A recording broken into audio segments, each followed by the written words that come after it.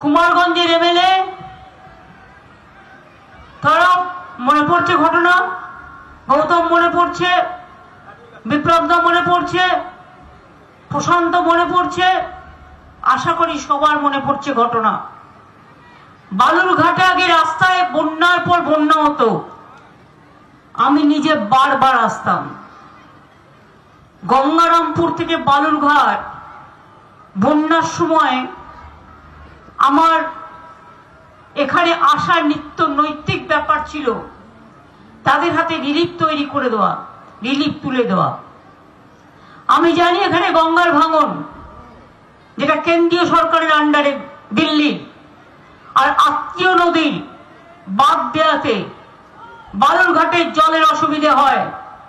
আপনারা যাকে ভোট দিয়েছিলেন এখানকার বিধায়ক সুকান্ত বাবু, তিনি একবারও বলেছেন কেন আত্মীয় নদীতে বাদ দেওয়া হলো?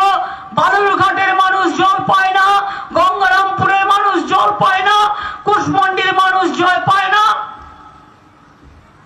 গঙ্গার ভাঙন নিয়ে একবারও বলেছেন?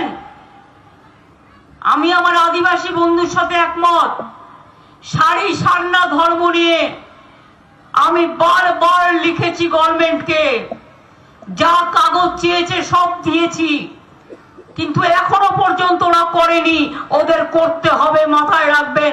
আমাদের সরকার আসলে আমরা এটা করব। দিল্লিতে আমরা চাই বিজেপি চলে যাক, বিজেপি চলে যাক, বিজেপি চলে যাক।